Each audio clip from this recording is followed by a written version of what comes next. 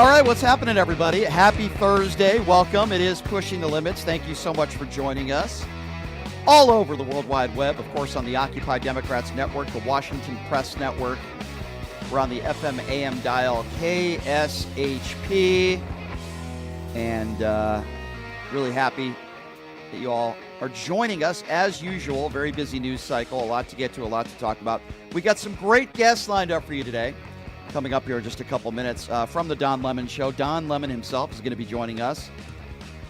And, you know, I think it's an important question to ask. Not just, we all should be concerned about the next 4 years, right?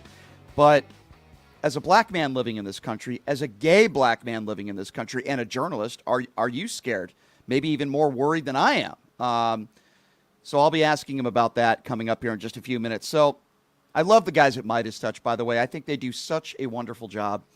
And Ron Filipowski is my favorite follow, at least one of my favorite follows on social media. And he wrote a great article about reasons why he believes Kamala Harris lost and Donald Trump won. It's a great article. We're going to talk to Ron Filipowski about that coming up at the bottom of the hour.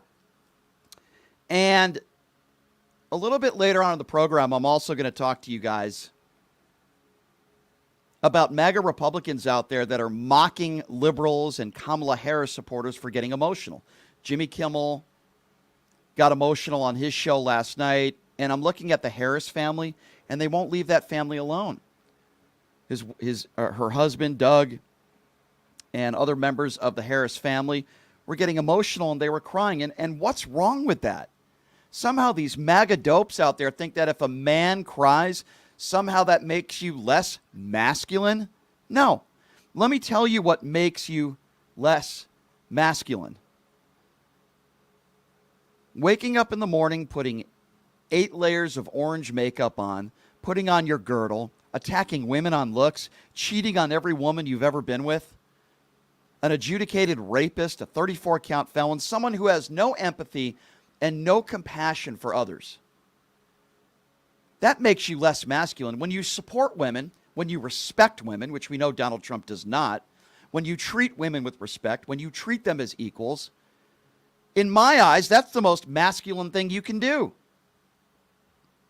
And I don't know whether this country is ready. And when I say this, I'm not talking about me. I'm not talking about many of you that voted for Kamala Harris. When I say this, I say, I'm not sure America is ready to elect a female president. And the reason why I say that, and it quite simply,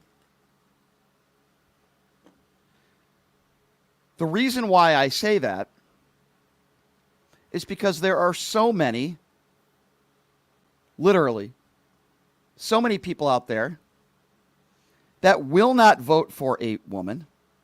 They will not vote for a woman, period. Because of, simply put, what is between their legs.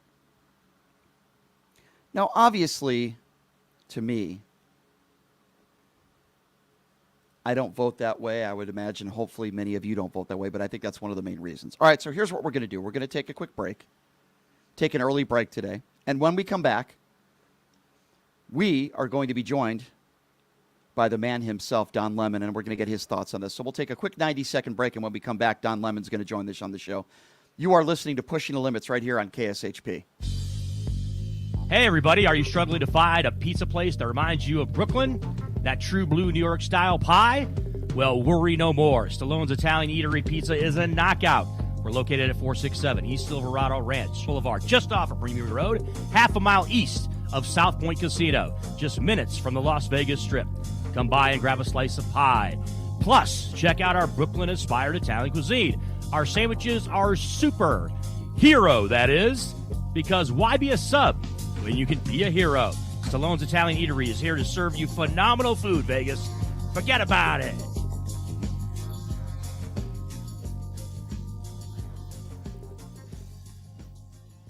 Have you ever dreamed of having your own radio show or a podcast, but just didn't think it was possible? Well, dreams can come true. Radio U. Radio U is a 5-day course that'll teach you how to acquire your dream show. We'll teach you how to host, how to write commercial, how to interview, how to market, how to write a contract, and most importantly, how to monetize your dream radio show. You'll learn from some of the best in the business with over 75 years in broadcast experience. You'll learn from people like me. And the best part? Every single student will be live on the radio as part of the class. Plus, one student from each class will get their very own radio show. You'll be live on the air right here in Las Vegas. Radio U. The 5-day course is being offered at $699. For more information, give Radio U a call. 702-763-5024. That's 702-763-5024. Or check them out at RadioYOU101.com.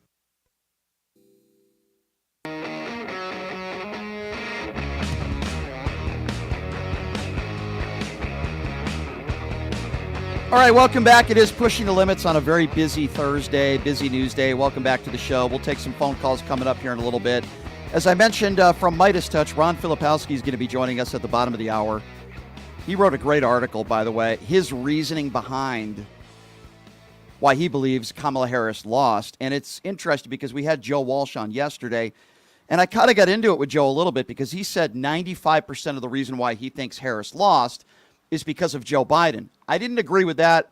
I'm still not sure I agree with that as a whole right now, but I got to tell you something. The more and more I hear from these very intelligent people, the more they're starting to persuade me that Joe Biden needs to bear some responsibility and he should have dropped out sooner.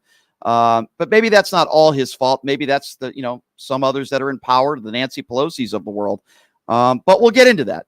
But joining me right now on the show, of course, him from the Don Lemon Show. It's always a pleasure when I do his show, and I always appreciate it when he does mine. The man himself, Don Lemon, joining us right now. Don, thank you so much for joining us. How are you? Thank you. I'm great. I'm going to do this so that my head is not giant. I don't look like I have a giant noggin. How's that? Is that better? Well, it's just I have a giant noggin. My producer's giving me the thumbs up. That looks just fine. Thanks for coming on, Don. Boy, you've been all over the country, my man. Hey, Brian, let me do something real quick because I'd rather use my microphone. Hold on one second. Sure, no problem.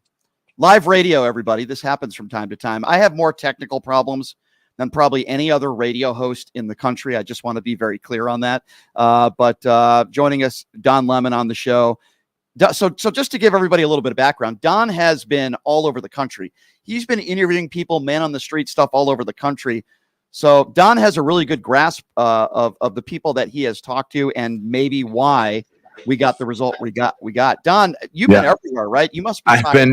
I've been all over. I'm sure this sounds better because it's actually my real microphone and not I was on the phone with my AirPods. And as you know, I will just be honest. I'm like, where's the link? I need to call you, Brian. Yeah, I've been all over really since the summer when I went to the Democratic National Convention in Illinois. We drove from New York to Illinois, battleground states, swing states, talking to people and got some really eye-opening things. And then just before the election day, we did a week or almost 2 weeks as well on the road talking to people.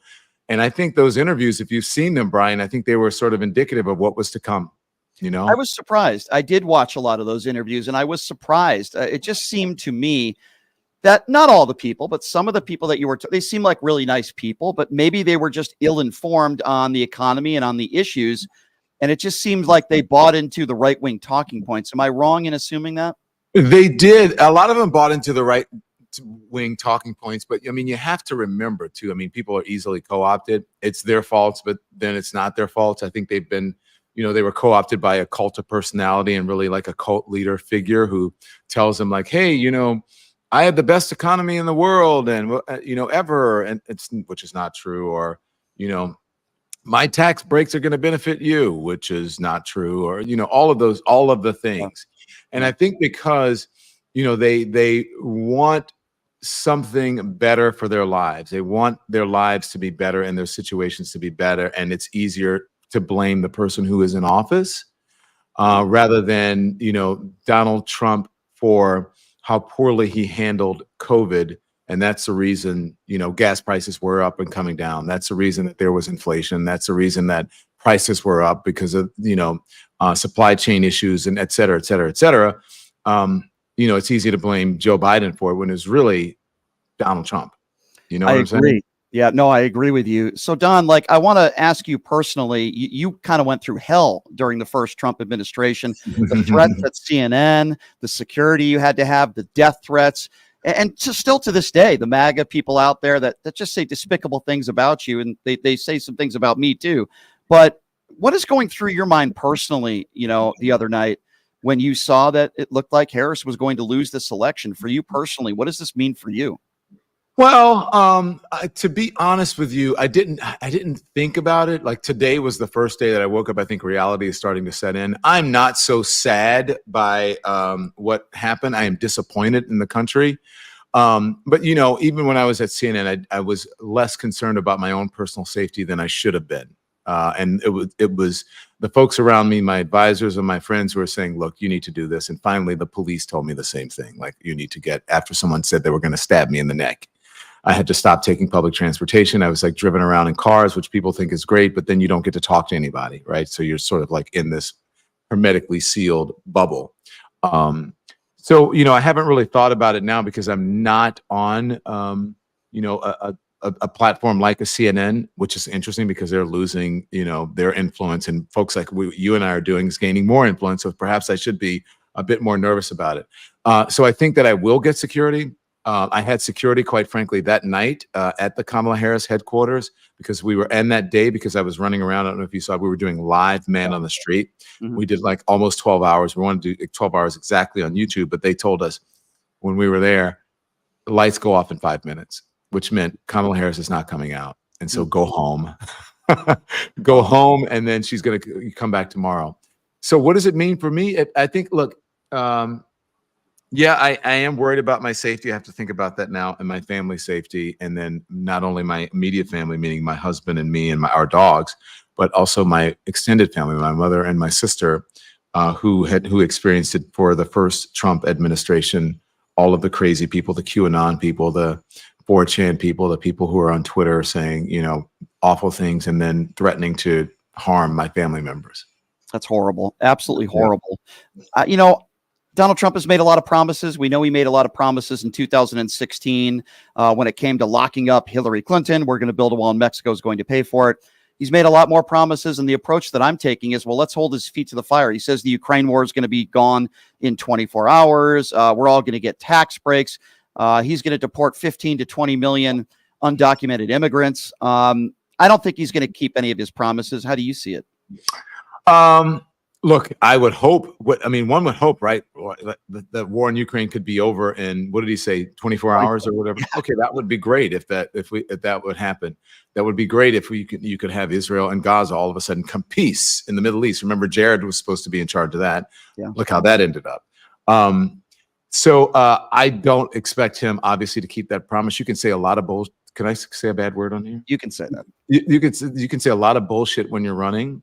And then as it turns out, things don't work out that way, but people buy it into it and they believe it. Like he is this fake sort of strong man that they believe is, and when actually he's a coward. He's afraid of his own shadow. And so no, he can't do any of those things. Yeah, I don't expect him to. I would love for him to be able to do it, but it ain't going to happen. And in order to believe that, I'd have to be part of the cult. Yeah. Let's talk a little bit about the word masculinity, because a lot of MAGA Republicans out there are mocking Kamala Harris's husband for crying, mocking Jimmy Kimmel last night for crying, as if somehow it makes you less masculine if you show emotion and you care about this country. Yet these are the same people that voted in a guy that dodged the military, who attacks people on looks, who's the most unmasculine, if that's a word. Can you comment on that? Why is it that so many in 2024 think you're less masculine if you show emotion and cry, but if you storm the Capitol, you're somehow a patriot and a hero? Well, I think it's because obviously they don't know what masculinity is. Like most people don't know what patriotism is. Like most people don't know what a good business person is.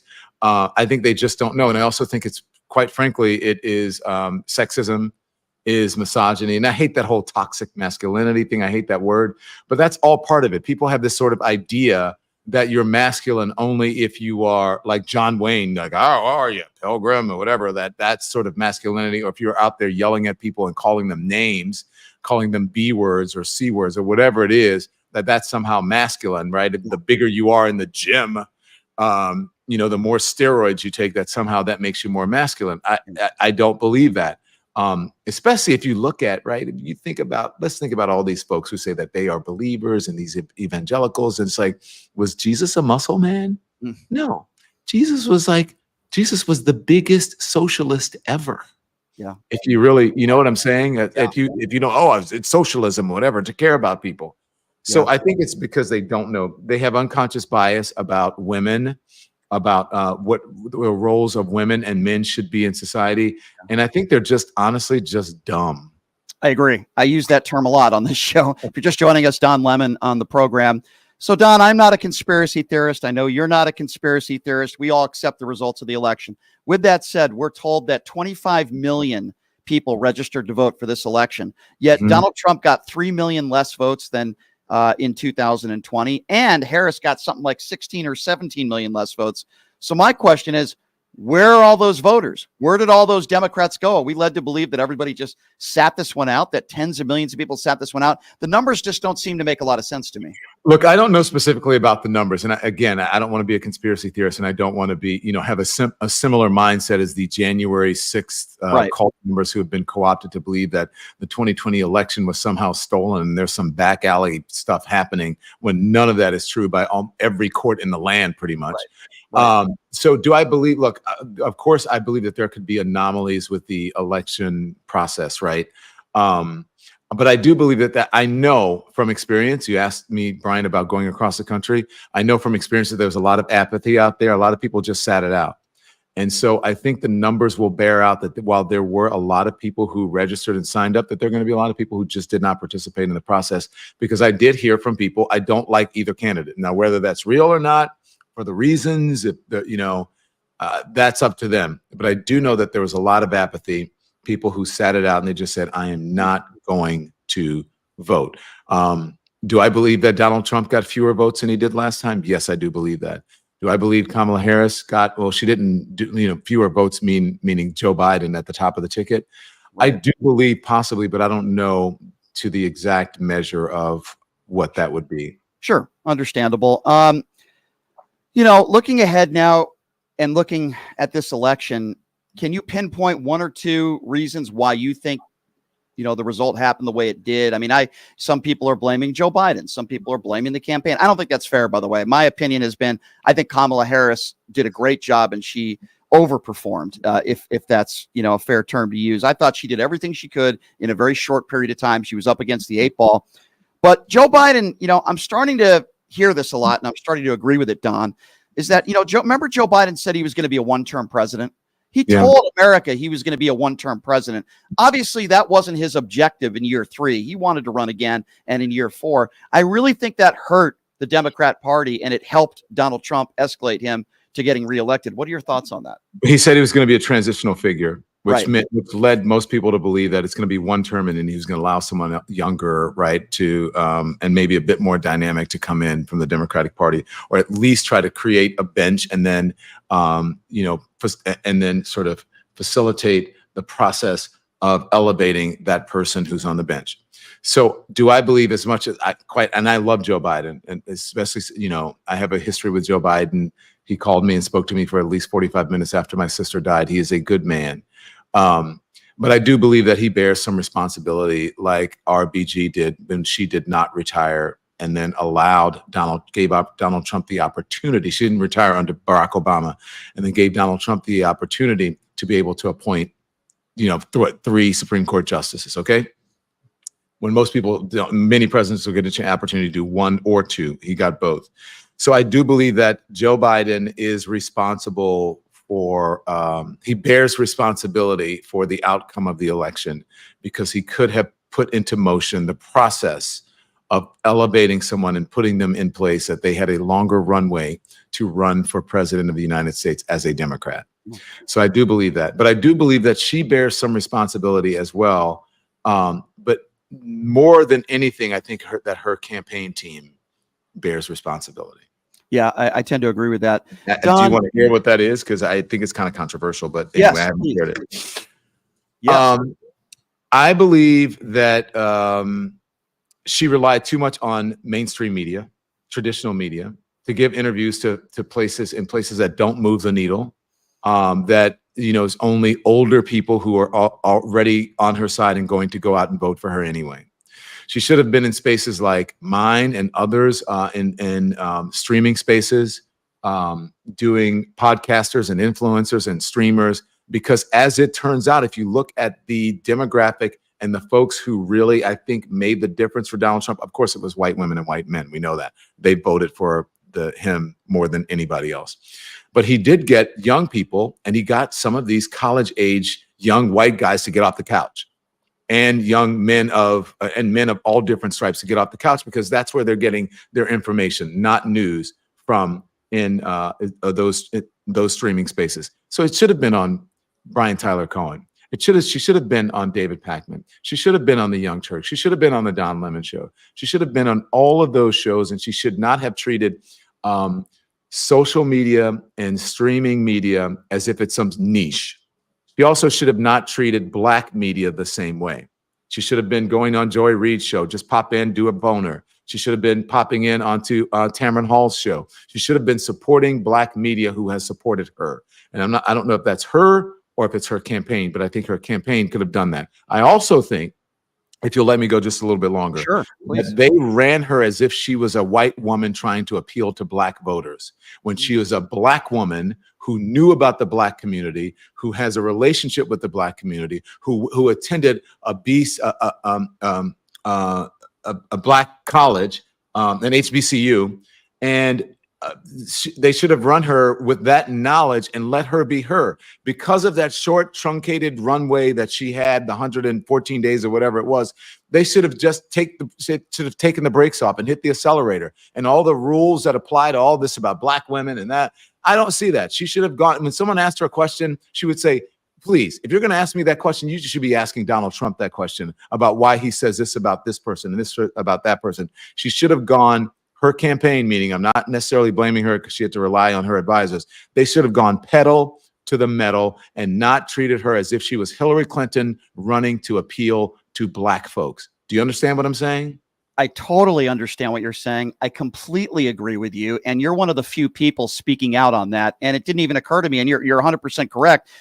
She really struggled with young voters, right? And there are not, let's be honest, there are not a lot of young people that are watching The View. There are not a lot of young people that are listening to, the shows that she went on. You are so right on that. And you're also right. View.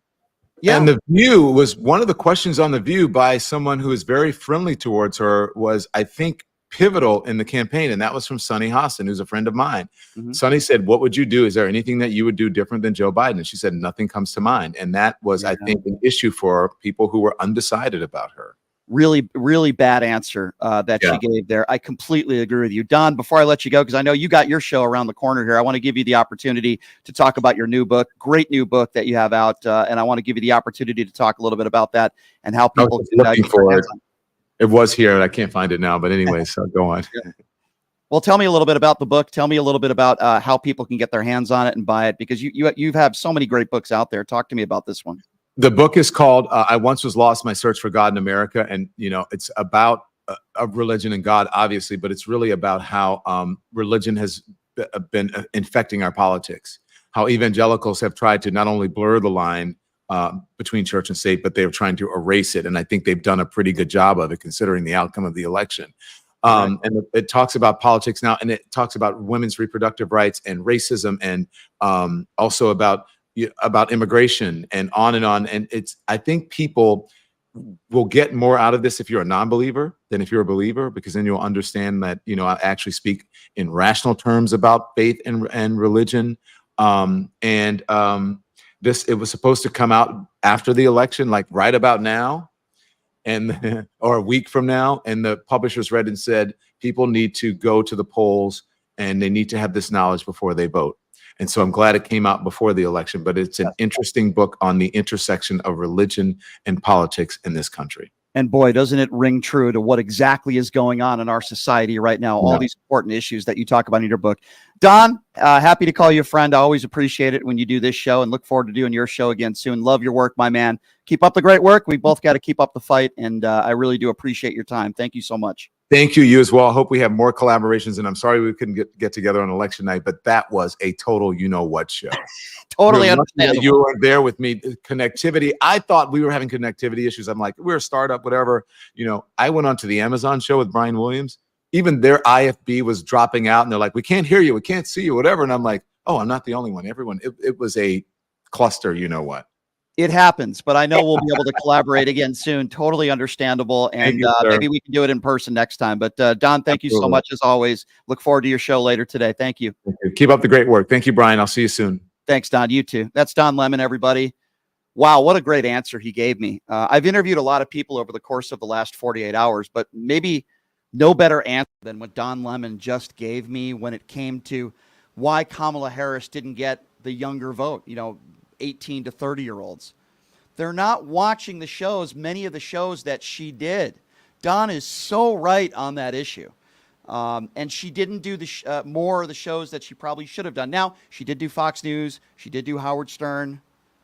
But I appreciate Don Lemon taking the time to join us. And, boy, he made so many great points there. Love Don. He's the best. And really do appreciate him taking the time to join us. So, I go on Midas Touch a lot. And the reason why I go on Midas Touch a lot is because I love what they do over there. I was talking to Ben the other day, and their content is just really, really good. And the guy joining us on the show right now, I've always told you he's one of my favorites, if not my favorite follow on social media. And he put out a wonderful article on Midas Touch on the reasons why he feels Donald Trump won re-election. Of course, I'm talking about Ron Filipowski from Midas Touch, who joins us right now on the show. Ron, always a pleasure, my friend. I know you've been very busy the last couple of days. I appreciate you taking the time. How are you? Good. Yeah, just finishing up another big article today on a list of all of Trump's promises that he made that for this, on video, by the way, which, by the way, as I was doing this, I was going back. I watched he put out his whole policy agenda on video clips way back in 2023 and early 2024, like 50 video clips. The press paid no attention to this. I wrote a big article about it back then. Press ignored it. Harris campaign ignored all that stuff. Biden ignored it. And instead, they come up with this, and there's so much craziness on there. I mean, wait till you see, there's 85 promises. Wait till you see some of the things that he promised on video on this list. But instead, someone with the Harris campaign, I have no idea who, decided rather than mine those for nuggets in there, we are going to focus on Project 2025, which was this dumbest idea ever. Which is we're going to take this third-party group, Heritage, that has some, personnel connections to Trump world, and we're going to take their 900-page wish list for the next administration, and we're going to try and argue that this is Trump's agenda.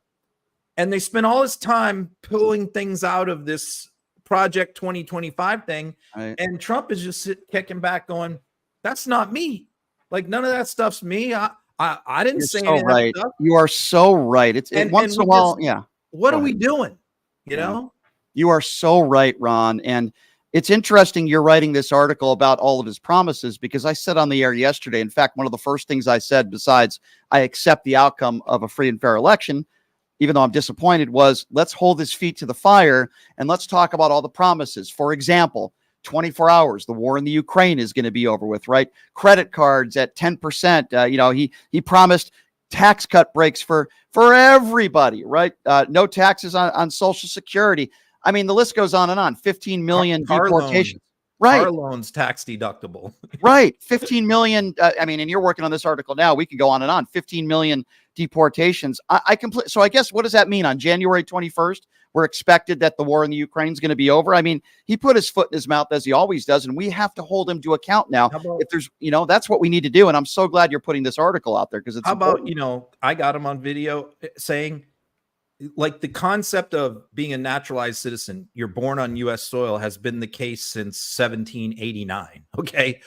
Trump says that he is going to, by executive order, revoke the concept of what he said is that people who are born on U.S. soil to migrant parents will no longer be considered U.S. citizens. That has been the case since 1789. As long as you're born on U.S. soil, you are considered a naturalized citizen. Right. There's something like, I don't know, 15 million people that are U.S. citizens. They're actual U.S. citizens that are kids right now, who he has said he's going to revoke their citizenship by executive order and deport them. That they're in like 7th grade right now in U.S. schools. Now, that's him saying it on video. The Harris campaign never brought that up. And you know, the biggest voting bloc that flipped from 2020 from Biden to Trump was Latinos. Now, you think if you told those voters that like your neighbor next door is who's 12 years old is going to be deported, that wouldn't matter to them? So you're so right. And every campaign event that I went to with Harris, she would always mention Project 2025, but no mention of some of the stuff that you're talking about. So I think that was a huge strategic mistake. I think there were a lot of mistakes made, but based on the article that you wrote, I want to talk to you a little bit about that. You guys can check it out on Midas Touch. Ron put out this article. Let's start with Joe Biden, because that's the first thing that you spoke about. I had Joe Walsh on yesterday, and he blamed Joe Biden 95% of the reason why she lost. I wouldn't go that far, but Biden did say, and tell me if I'm wrong, that for the most part, he would be a one-term president, right? And he would kind of leave the gavel for a younger group of Democrats. And I think you can put a lot of names in there, waited way too long for Biden to step aside. And Harris was behind the 8 ball, and she didn't have enough time to campaign. What are your thoughts on that? Yeah, I think pretty much all of us at Midas feel that way, except Ben. Ben thinks, Biden should have definitely stayed in. But the rest of us feel like, look, when I left the Republican Party in 2020 and switched parties and decided to support Biden, and people said to me, Republicans said to me, like, he's too old. He's never going to be able to do 8 years. And I would laugh at them. I'd say, what are you talking about 8 years? He's not going to do 8 years. Right. He's going to do 4 and be gone. Like he understands that he's coming out of retirement to beat Trump. And then he's going to hand it over to a new generation, to a Gavin Newsom, to whoever wins the primary. Right. Yep. But by doing it this way, not only did it not give Harris enough time to get her feet under her and get out there and create her own identity. She had 3.5 months, but we didn't have a primary. So we didn't let the voters choose who was the best candidate was. And I think that had an impact, plus all the media publicity and everything else that comes with a primary. We didn't get any of that. And so instead we have them hiding Biden for months and then hiding Harris for a month. And then Harris finally comes out and gives her first interview. And the first question is, what are you going to do differently than Joe Biden? And she doesn't have an answer. Yeah. It's like, what are we doing here? Yeah. I just talked about that with Don Lemon when she was on The View, and she was asked, what would you do differently? And she said, well, I can't really think of anything. Not a good answer. And again, I think Harris, probably overperformed. Thought the debate she did a really good job. And I thought she did probably as good a job as I think some of the people around her maybe made quite a few mistakes. But the second thing that you bring up in this article, which is important, is the pandemic and inflation. And I just feel like this is where so many people who voted for Trump, maybe not all, but a lot, are very uneducated and ill-informed on this issue, and they don't understand how inflation works. Because the Biden administration didn't level with America in 2021. He did on mandates. He said, look, we're going to have vaccine. I didn't agree with mandates, by the way. But he said, we're going to have vaccine mandates. You're going to get kicked out of the military. If you don't take the vax, you're going to get kicked out of government service. You can't work for a government contractor. All these mandates went into effect to deal with COVID, but he leveled with the American people. I mean, he told them right up front, you're not going to like some of this stuff, but this is what we need to do. Mm-hmm. But at the same time, the administration never leveled with the American public about the other impacts of the pandemic that were occurring all over the globe. The supply chain issues, the issues on getting medication, the issues on getting gas prices, you name it, across the board. They didn't go out and say, look, gas prices are going to go up in a few months, and this is why. Get on TV, explain it to the American people. This is what's going to happen. It's happening all over the world. Here's the reasons why it's eventually going to come down. This is our plan to deal with it. But instead, they like just ignored all of that stuff. And meanwhile, Trump is out there screaming, Bidenflation. This is all because of Biden. Biden is causing this. And there was nothing from the other side to counteract what was being said by Fox News, Newsmax, all the Republican politicians. It's just sort of like but that's also why I didn't want Biden to run. I mean, I knew that before he took office. Mm-hmm. I said that people at the time, I said, he's going to have to clean up a huge mess. Yes. And there's going to be a lot of pain with what he has to do to clean up this mess from Trump. And no matter how much he tries to explain it, he's going to get blamed for that pain. He's going to, I felt like he was almost like a sacrificial lamb where it was perfect. He's coming out of retirement. He's going to do one term. He's going to take all the flack and people are going to blame him for everything. But then somebody else new could come in behind him and say, well, look, that wasn't me. Right. And it was just so teed up for that to happen. And then Biden decided he didn't want to leave, Bad decision. I disagree with Ben. I think if Joe Biden ran and Harris sat it out, I mean, we could all have opinions on this. I think he arguably would have done worse. He had a 40% approval rating. Nobody with a 40% approval rating has ever won a presidency. So, yeah. How do you do it? Yeah. 60% of Americans say you're doing a bad job. Yeah, you can't. Yeah, I love Ben, but I respectfully disagree with him on that one. Let's talk a little bit about the Afghan withdrawal. If you're just joining us, Ron Filipowski from Midas Touch. Great article out on Midas Touch on some of the reasoning of why Ron thinks that Harris lost. Let's talk about the Afghan withdrawal. You wrote about this. This one drives me nuts because John Bolton says it all the time that Donald Trump's withdrawal was almost virtually identical. Oh, yeah, he also did a deal with the Taliban, and if he wasn't inviting them to Camp David, he helped release 5,000 Taliban terrorists, but the Republicans don't want to talk about that. And listen, the Afghan withdrawal was terrible, right? There were a lot of mistakes that were made, the Biden administration and the Trump administration, but everybody on the right wants to blame Joe Biden when the withdrawal was virtually identical, right, Ron? Yeah, because there was this.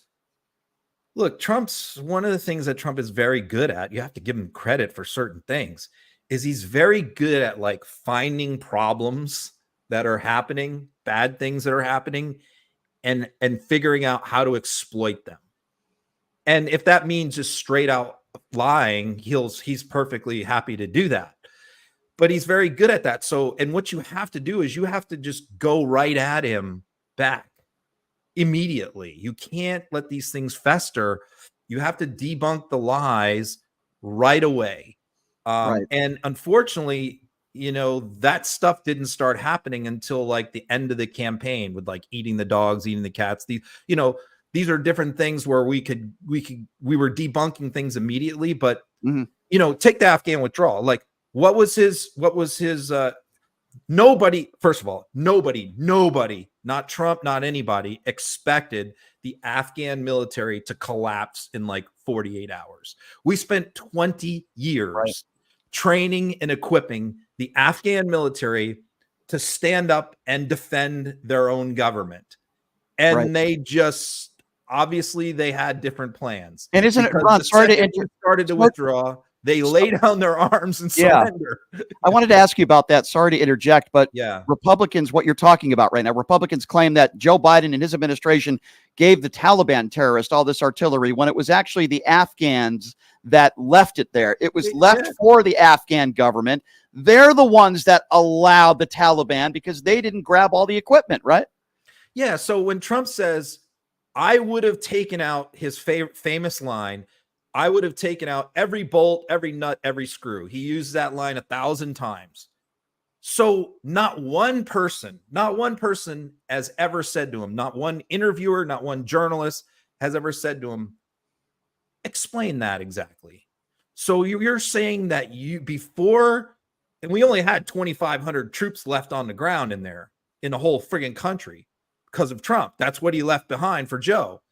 So are you saying that you would have taken those 2,500 troops or sent more back in and confiscated from the Afghan military all their equipment, everything that they have, and disarmed them, all their vehicles, all their trucks, all their tanks, all their bullets, all their weapons, disarmed them, and taken all of that out of the country before we left.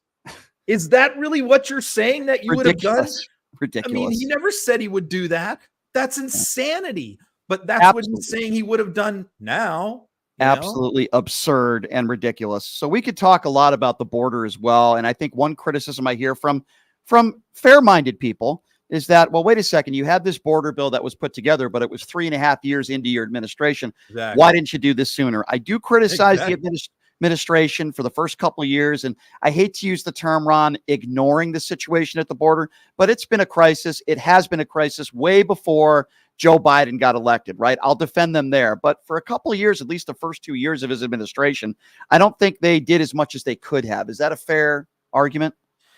Yeah. You have to keep in mind that border crossings were really bad in 2019. Okay. So they went up. This is the myth that Trump stopped all the crossings, right? They went up every single year Trump was president. Okay. From Obama's years, they continued to rise, border crossings. They went up in 2017. They went up a little more in 2018, and they spiked very substantially. It was something like 1.6 million migrants came in 2019 while Trump was president. Right. Okay. And so in 2020, it went way down. And that's what he likes to talk about is the numbers from 2020. Why did they go way down? The Pandemic. Nobody could move anywhere. Right. So then what happens is Biden takes office as these pandemic restrictions are being eased.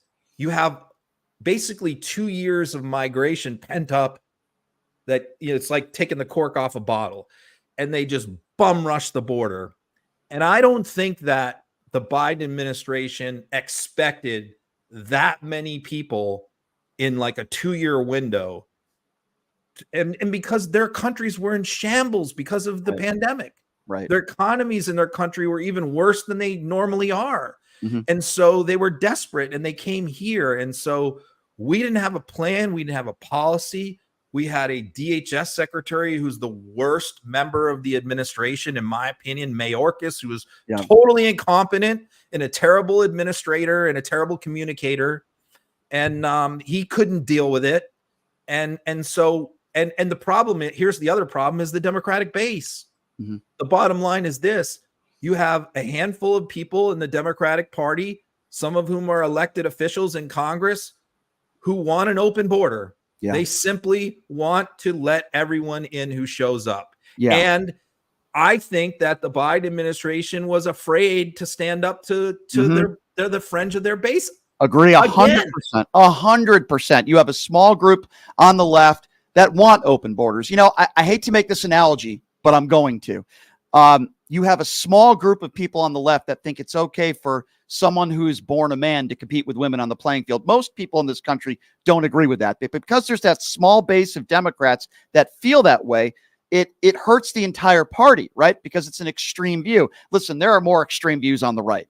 But all I'm simply saying is I agree with you that there are some of these issues, and you talked about this in your article, wokeness and that sort of stuff. But yeah, there are some Democrats that feel like an open border is okay with them. Most don't, but some do, and it hurts the party. You also talked about Merrick Garland and Trump's crimes in your article, which I completely agree with you on.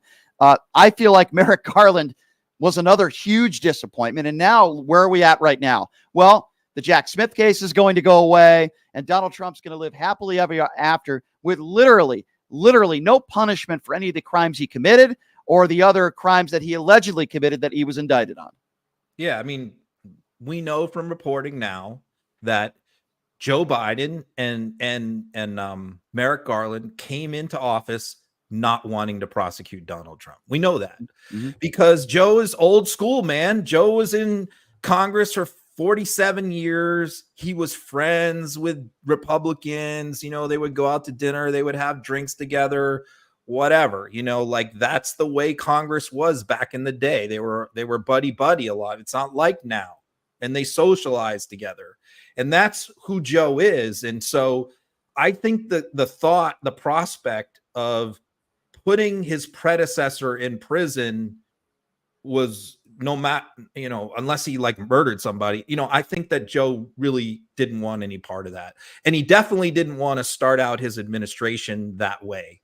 And I think that he basically, chose Merrick Garland with the eye towards like, I know we're not going to do that. Okay. Yeah. So I think that was a fatal mistake. And I, as I said in the article, I also think they believed Trump was done. Trump was done. They thought there's no way. He just lost. He just bungled COVID. He just had January 6th. He contested all these elections. He's done. He's 77, 75, whatever he was at the time. Like, he's never coming back. We don't have to worry about this guy anymore. Boy, were they wrong. And it was a great miscalculation. Yeah. And then, they only were forced to appoint Jack Smith because of Liz Cheney and Adam Kinzinger and the J6 committee. Right. Forced them to do it by putting all their evidence in front of the American people. And the American people are like, what the hell? I agree. I agree. And, before I get to Elon Musk with you, I do want to ask you one Biden question.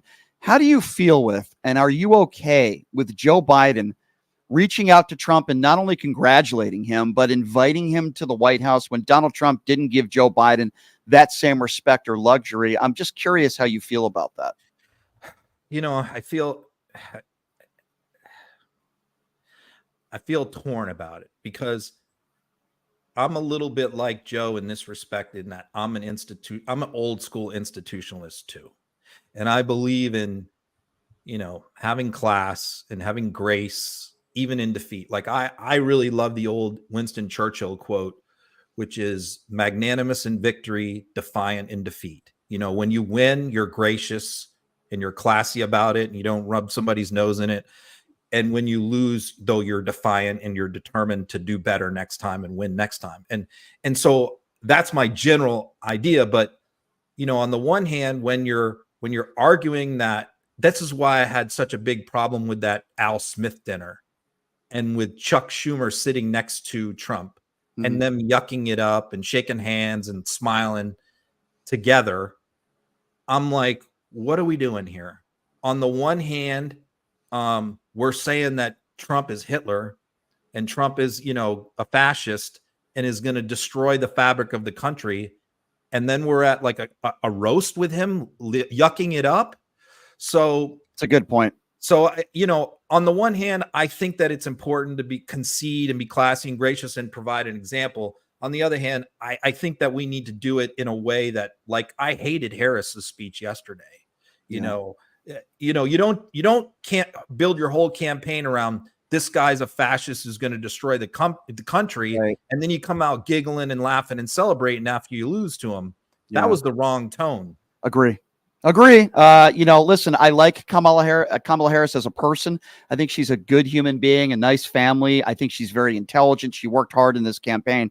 I could not agree with you more. I'm not saying everything, and you're not saying everything in the speech had to be negative. Obviously, you want to give people hope moving forward. But at the same time, the laughing and the giggling and the joy, listen, there's a lot of people in this country that are very upset and disappointed. It's one thing to give them hope, but you're calling this guy a fascist, which you and I believe he is. And then you're saying, listen, everything's going to be okay. Let's work together. It's amazing when you hear these right wingers out there that I get into it with on social media that say, well, now the country's going to be able to come together. Now he's going to bring the country back together. I'm thinking to myself, what have you seen from Donald Trump in his entire life, let alone since he, ran for office, that leads you to believe that he's going to bring anybody together besides his base? She basically came out and gave her kickoff speech for her campaign for governor of California in 2026 when she probably could have waited a month to do that. I mean, I think that's what she was doing there. When she was saying, like, I'm still the happy warrior and I'm moving on down the line. I absolutely think she's running for governor of California in 26. So, and so I think that that's what she was doing yesterday, but I just thought it wasn't the right time or the place. Right. So let me ask you this. If she does run for governor, and I've heard that, and that very well might be true, What does it mean for Gavin Newsom moving forward? A lot of people think that he's going to run in 2028. For What are your sure. thoughts on that? I think he's going to run, and I think I'm probably going to be one of the first guys on his team. I mean, I don't like to take sides in any kind of primary of my own party, but I mean, I look at the governors and I think that there's so many great ones. You know, I really like Wes Moore in Maryland. I think he's maybe a little young and not ready quite yet. Right. I love Gretchen Whitmer. Mhm. You know, I like Shapiro, but again, he's only been governor for like 2 years, so he's, you know, but he'll probably run too. You know, there's so many governors out there that I really like. Yeah. But I think Newsom, you know, Newsom has that little bit of magic, you know, that Obama Reagan type, you know, Yes. Clinton, Bill Mhm. Clinton magic, you know. Newsom Shapiro ticket, I think would be That's a dream pretty good ticket. That would be a dream ticket. And I think Shapiro has a wonderful, bright future. I think Newsom is ready. I love the fact that he's willing to go on a Sean Hannity type show. He's fearless. He'll do any show and he'll debate anybody. He's extremely well spoken, but he's tough. And I'm with you on that 100%. I can't wait when and if that announcement is made. I'm all in with Gavin Newsom. I know California has its share of problems, but I still think he's been a pretty successful governor, and I think he would be a pretty good president. I wanted to bring up Elon Musk with you real quickly because you wrote about Elon in this great article on Midas Touch. I do think Elon Musk played a role, and I think he played a large role, and he got the younger people to vote. He got those 18, 19-year-olds off their couches to vote. And I think social media played a big role. And let's be honest, X is a bigger version of Truth Social, in my personal opinion. That's kind of what it's turning into now. What are your thoughts on Elon Musk and his impact, if at all, in this election? You know, like when I originally sat down to write that article, I wasn't going to really include anything about Musk, but then I took a call from the Trump campaign's social media guy who called me after the election when I was in the middle of writing the article, and we had a pretty good talk, you know, about things, you know, about the campaign and stuff like that, because we've been adversaries for the past year, going at each other. Because look, one of the things he told me was like, you guys were the only people that we feared on social media on the left, you know, was Midas. They're like, you're the only one that consistently hurt us. And we followed everything you guys did. I mean, they follow me. Trump's campaign manager follows me. Susie Wiles, all his campaign people follow me. So they kept tabs on us. And, you know, we had a discussion about this subject, and that made me include this in the article. And what he said was, he said, look, in 2016, we learned from Obama. You know, Obama was the first one to really use social media in an effective way. We learned from that. And in 2016, you know, we took it to the next level, and we dominated the Hillary people on social media in 2016, and they thought that was a big key to their victory. And then he said the problem is in 2020 was because of COVID, a lot of their key people were on there posting disinformation about COVID and about vaccines, and we're getting banned, and we're getting, you know, heavily content moderated and getting kicked off, banned for life. I mean, Alex Jones, Laura Loomer, so many, like hundreds of them were banned from Twitter during COVID. So he was saying during the 2020 campaign, we lost a lot of our most effective people on social media because of COVID bans.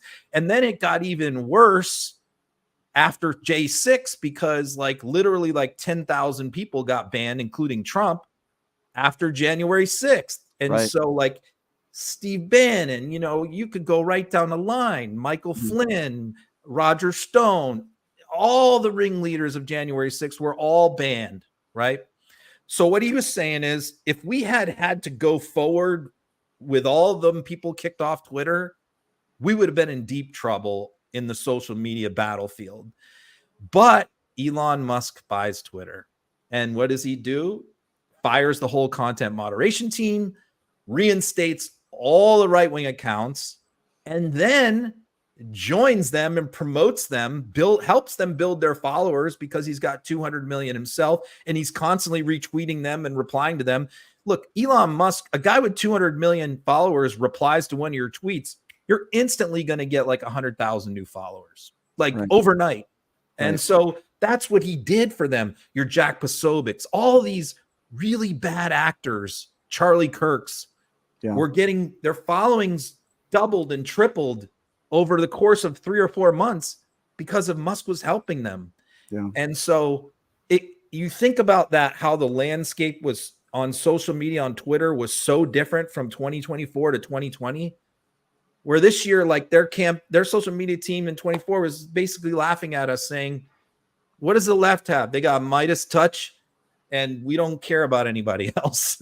No, it's well said. Elon Musk, say what you want about him. He has a huge impact on social media, a huge impact on the elections, and he's got a lot of money, and he has a large voice and a large platform. My final question for you, Ron, is this, and this was a great article you wrote, by the way, and I look forward to your next article coming out about all the promises that Donald Trump has made that I'm sure he's not going to keep. But I want to ask you this. We're in the same business, and quite frankly, having to cover Donald Trump every day at times can be extremely exhausting. I think you would agree. How do you feel now knowing that Donald Trump just won re-election and we're going to be covering him every day for at least the next 4 years? How tiresome mentally is this going to be for somebody like you? Worse than before, I think. Worse than before. Because not only is there fatigue for people who cover him, but there's greater fatigue for our audience, and you're already feeling that in a big way now, which is like people don't want to hear about him. They don't want to see his face. They don't want to hear his voice. And so where you feel like it's really important, especially for the midterms, because I think we can take the House and the Senate in the midterms, and I really want to refocus on that as soon as possible. But at the same time, people don't want to hear him right now. And so I think that we just got to back off the gas pedal for a couple of months here and ease people back in. And look, so many people have quit Twitter in the last 48 hours on the left. So we're unilaterally disarming, so many people, celebrities, everybody. Bette Midler yesterday deleted her account, right? She's got millions of followers. So how many others, so many others with big accounts on the left are quitting. And so, that's a problem. The Republicans don't have this problem. In other words, Republicans lose and they say, we got cheated and get pissed off, Democrats lose and they kind of want to take their ball and go home right now. And I hate seeing that. And I hate seeing them blaming each other, pointing fingers, without being constructive. When I'll give you an example. The biggest voting block that switched was Latino voters. That switched from 2020. Trump gained 12 points among Latino voters. That was the biggest group that he gained with. And you see on social media on the left, the Latinos screwed us, or, men screwed us, they're the problem. And it's no. Instead of saying, blaming them, say what changed their minds from 2020 to now, and how can we get them back? That's what we need to be doing right now. So it's really hard to cover Trump. I get it. It's going to be like an art where you're going to have to kind of be a little more nuanced. You can't hit people over the head with Trump as a sledgehammer. You got to kind of dribble things at them, Yeah, I'm going to have to figure out other things to do when people call in and they're Trump supporters. Just calling them right-wing buffoons isn't going to be enough. I'm going to have to come up with a new strategy. But anyway, Ron, I love what you guys do at Midas Touch. As always, I always appreciate the time and look forward to your new article coming out about all of Donald Trump's promises that I'm sure he will not fulfill. But I look forward to reading that one. Is that going to be coming out tonight? Yeah, probably in about an hour. We're going to put it out. I think we got about 85, and they're all on video. So these aren't things that are in a Project 2025 paper in DC. Right. Yeah. He said on video. And you make a good point. Yeah, I wish the Harris campaign, we've talked about that, focused on what you're doing when it comes to these promises and not Project 2025. Ron Filipowski, always a pleasure having you on. I appreciate the time, sir. We'll talk soon, my friend. And if I don't talk to you, have a great weekend, and we'll talk soon, okay? Do the same. Okay, Brian. See you. Thanks, Ron. Appreciate it. That's Ron Filipowski, everybody. Great article. He puts out great articles all the time, but this article about, and we touched on most of the issues where he wrote about the reasons why he thinks Harris lost, mistakes. Maybe Harris made mistakes that the campaign made, what Trump did good, what Trump, said, whether they were lies or not. It's just a great article. And check it out at Midas Touch. Ron does a great job over there. They all do a great job over there at Midas Touch. All right, here's what we're going to do. We're going to take a deep breath. And when we come back, going to talk about the far MAGA right attacking liberals and attacking Harris supporters. Why? Because they're emotional, because they're upset. These are the same people, by the way, that had no problem with January 6th. And then we'll take your calls. We'll open up the phone lines now. 702-221-7283. And again, the number if you want to be a part of the conversation, 702-221-7283. Before we take a break, please check out my new website, pushingthelimits.live. Again, that website is pushingthelimits.live. We are an independently owned radio show. In order to keep the lights on, we rely on people like you. Check out the website. Some merchandise up there, shirts, hats, beanies, you name it. We sell it, PTL merchandise at pushingthelimits.live. Now, you go to the website on the front page, you'll see a button that says donate. If you don't want to buy merchandise, totally cool. $5, $10, $20 donations, whatever you can afford on a monthly basis, we appreciate. Helps us continue to do what we do on the show. Again, that website, pushingthelimits.live. And, of course, the official gaming bar of the Pushing the Limits radio show. I was out at Jackson's Bar and Grill yesterday, located at Flamingo and Jones.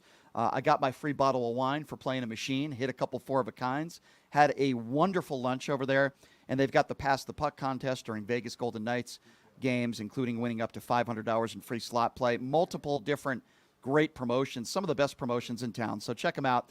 Jackson's Bar and Grill, located at Flamingo and Jones. We're going to take a quick break. We'll get to your phone calls next. You are listening to Pushing the Limits right here on KSHP. Hey, everybody. Are you struggling to find a pizza place that reminds you of Brooklyn? That true blue New York style pie? Well, worry no more. Stallone's Italian Eatery Pizza is a knockout. We're located at 467 East Silverado Ranch Boulevard, just off of Premier Road, half a mile east of South Point Casino, just minutes from the Las Vegas Strip. Come by and grab a slice of pie. Plus, check out our Brooklyn-inspired Italian cuisine. Our sandwiches are super. Hero, that is. Because why be a sub when you can be a hero? Stallone's Italian Eatery is here to serve you phenomenal food, Vegas. Forget about it.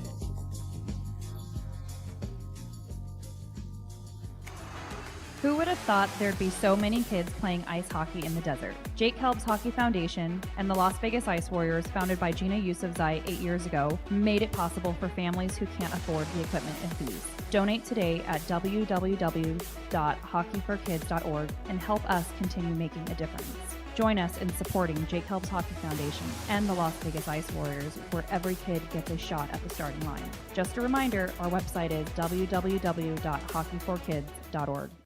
Have you ever dreamed of having your own radio show or a podcast, but just didn't think it was possible? Well, dreams can come true. Radio U. Radio U is a 5-day course that'll teach you how to acquire your dream show. We'll teach you how to host, how to write commercial, how to interview, how to market, how to write a contract, and most importantly, how to monetize your dream radio show. You'll learn from some of the best in the business with over 75 years in broadcast experience. You'll learn from people like me. And the best part? Every single student will be live on the radio as part of the class. Plus, one student from each class will get their very own radio show. You'll be live on the air right here in Las Vegas. Radio U. The 5-day course is being offered at $699. For more information, give Radio U a call. 702-763-5024. That's 702-763-5024. Or check them out at RadioYOU101.com.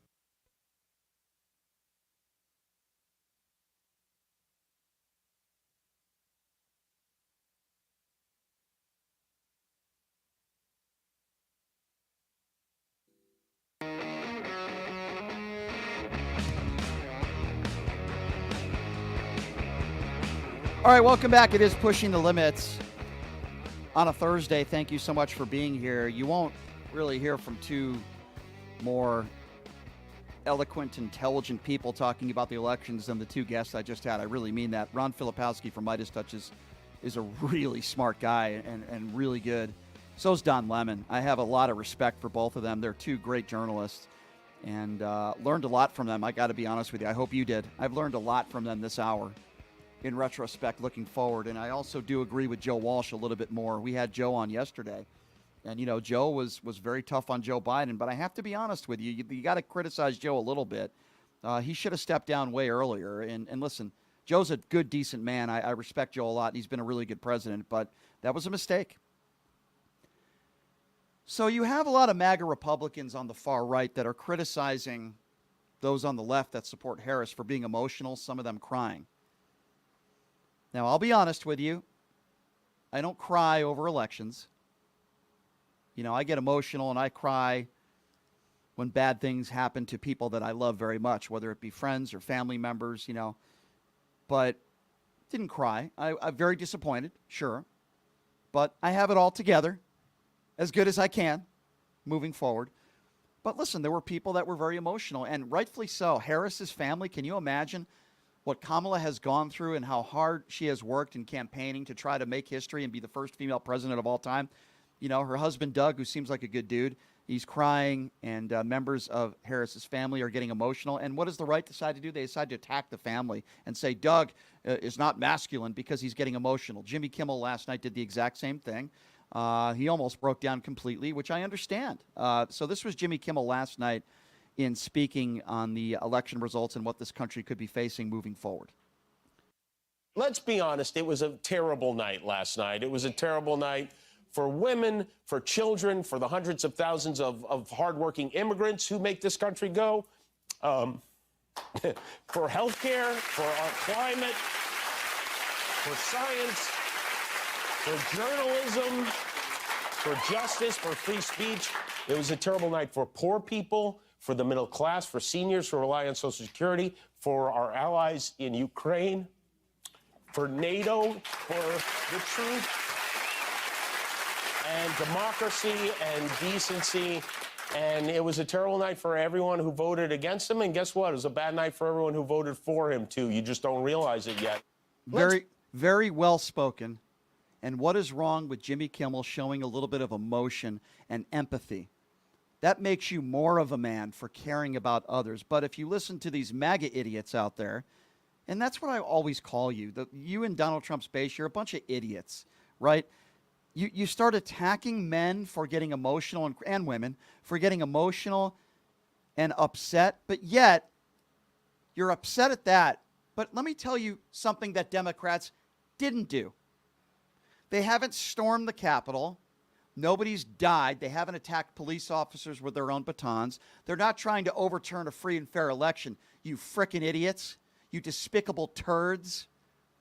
But you have a problem with Jimmy Kimmel crying and getting emotional, caring about our friends in the Ukraine, caring about women and what they can do with their own bodies, caring about our fellow Americans. You have a problem with somebody getting emotional, a loving husband who loves his wife very much, who can see how difficult this loss is for her, caring about people that you love. Somehow that makes you less masculine, but you're a masculine. These idiots, these mega morons that wear the Donald Trump Superman outfits that think he's the second coming as he wakes up in the morning and puts on 8 layers of orange makeup, that makes you masculine? Putting on a girdle in the morning? Does it make you masculine to talk down to women? Does it make you masculine to attack women on looks? Does it make you masculine to attack anybody and anybody that disagrees with you? Is it masculine to write love letters to evil, murderous dictators? I can go on with Donald Trump's behavior. It's certainly not masculine at all. But they want to attack people for having compassion and caring about the future of this country. Screw you. And you bigots and you haters and you people out there that attack the LGBTQ community and you attack transgenders and drag queens and really anybody that disagrees with your bigoted views. Somehow they're not masculine, but you're masculine because you look up to Cheeto Jesus. That makes you masculine. You look up to a guy that dodged the military multiple times. Shame on you. You're not masculine. You're the bigot. You're the racist. You're the imbecile. You're the person that talks down to others for having compassion and caring about people. So go ahead and look up to your morbidly obese, 8 layers of orange makeup leader. And if that is the definition of masculinity, then you need mental help and you need to check yourself into a psychiatric ward. Number to call if you want to join the program is 702-221-7283 is the number to call. Let's start off with Patrick. Patrick is first up on PTL. Hello, Patrick. Again, Brian, it's MAGA Patrick. Again, show me some respect. No, thank you. What's on your mind, Patrick? You were talking about what is masculine. You know what was masculine when Donald Trump stood up after getting shot at, raising his fist in the air and saying, fight, fight, fight. That was pretty epic. You got to give him that. That was pretty masculine. Epic? Okay, so let me ask you a question. No, I don't think that was epic or masculine because right after he's shot, he should be worried out the safety of his supporters and others, and he actually put everybody in jeopardy by getting back up and telling the Secret Service, wait, so he can try to prove to everybody that he's masculine. So now let me ask you, that's my opinion on that. Do you think it's masculine to wake up in the morning and put eight layers of orange makeup on and wear a girdle? Do you think it's masculine to attack women on looks? Do you think it's masculine to attack the handicapped? Do you think it's masculine to attack somebody who is a POW and attack them because he was captured? Sir, do you think that's masculine? Now, can you please answer my question? We could have a serious conversation. I'm asking you. This is a serious conversation. No. You're not going to dodge my. You are not going to dodge my question. You started the conversation by saying you think Donald Trump is masculine because after he was shot at, he put up his fist and said, fight, fight, fight. Do you think Donald Trump has ever been in a physical altercation in his life? Do you think Donald Trump has ever fought for anybody else but himself? Do you think Donald Trump, he was shot at. Who else has Donald Trump fought for? He got shot for. Why don't you answer my question? You haven't answered any of my questions directly, and I answered yours when we started this conversation. Do you think it's masculine for somebody to have 4 hair transplants and wear 8 layers of orange makeup and dodge the military? Is that your definition of masculine? Answer the question. Yes, it is. It is, Brian. Okay, then you're an idiot. Then you are an idiot. That's not the. Do you think it's masculine to attack women on looks?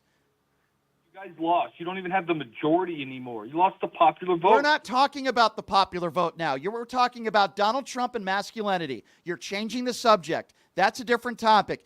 You're claiming that it's masculine for somebody to dodge the military, to attack women on looks and demean women and demean immigrants. You think it's masculine to wear 8 layers of orange makeup and a girdle and walk around like you're Mr. Tough Guy. What is wrong with you? You have no idea what the definition of masculinity is. Trump is highly entertaining. You're not answering my question. You start. I think your hatred towards people that have compassion is not entertaining. It's pathetic. And I think you're pathetic. Have a nice day, Patrick. Notice how they start a conversation talking about a topic, and then when I destroy them on it, they want to talk about something else. Patrick is a pea brain. Oh, well, I think Donald Trump's really masculine when he got shot at, and he stood up and he said, fight, fight, fight. That's not masculine. You know what the masculine thing to do would be? The first thing to do when you got up, care about other people. Don't put others in jeopardy. And after you're shot at, you shouldn't be standing up and the first thing you think about is, boy, how can I make myself look good in this situation? That's all he was doing when he got a boo-boo on his ear. That's all he was doing. People died. But he gets up and say, fight, fight, fight. Donald Trump dodged the military, and he attacks people that risk their life for this country. So don't you give me this garbage of fight, fight, fight, Patrick, you imbecile.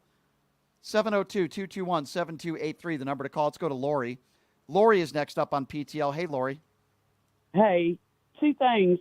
First of all, it baffles my mind that most of these mega Republicans claim to be Christians and act like they do. Second of all, I deleted all my subscriptions when we lost because I was scared. I was worried about what Trump was going to do, and I didn't want to see it. Out of sight, out of mind. Although I come back today and said, no, I can't do that. I got to keep up with it. But that was my reason. Yeah. Well, I don't blame you. And this is a tough pill to swallow for all of us. But at the same time, if you listen to my interview with Ron Filipowski, we need to hold Donald Trump's feet to the fire. I will continue to make the promise to all of you that I will make sure that MAGA Republicans and Republicans in general and Democrats are always held to account. And Donald Trump's, all of his promises, we're going to talk about those every single day. We're going to have a look at the economy. We're going to have a look at the war in the Ukraine and what's going on in the Middle East. He thinks he can solve all of our problems. Okay, let's give him another opportunity to do so, even though I didn't want to. And I will hold him account the second he gets in office. And that's all we can do, my dear. And I do appreciate. Go ahead. One more thing. Sure. That the Patrick shows just what kind of mega republics act like. Yeah, you're right. Notice how he wouldn't answer any of my questions. He has no idea what masculinity is. Let me tell you something. If Donald Trump is masculine, then we are all in a lot of trouble, ladies and gentlemen. Donald Trump is the opposite of masculinity, but there are, MAGA idiots like Patrick who call into this show who think that somehow Donald Trump is masculine for dodging the military and putting on 8 layers of orange makeup and 4 hair transplants. I don't get it. 702-221-7283 is the number to call if you do want to be a part of the conversation. All right, let's see. Who are we going to next here? Let's go to David. David is next up on PTL. Hey, David, what's going on? Hey, Brian, thank you. Sure. I was listening to your show yesterday and, today, and I heard you say yesterday you something to the effect of, like, you didn't really know why Kamala didn't get all the votes that Biden got in 2020. And, what I have to say to that is if anybody could have easily seen the signs that she was going to get obliterated in this election like she did if you just looked at it objectively. I mean, she ran a terrible campaign. Democrats like to say she ran a great campaign, but her campaign was horrific. And the evidence is there in the fact that she got slaughtered. And it's not like Trump gained all these new voters. It's that she lost a ton of them because people had no faith in her because they were so pissed off for the last 4 years. And with Don Lemon saying, well, the economy is great and everything, a good economy sells itself. You don't have to sell that to people. People know when they have money in their pocket. Okay, so David, let me David, let me respond to what you just said, Sure. and let's have a conversation. We have a right to disagree with each other. Right, it doesn't matter how people feel about something. What matters are the facts, right? I'll even take a page from Ben Shapiro. Facts don't care about your feelings. I'm sure there are a lot of people in this country that are struggling, and I feel for them. I do.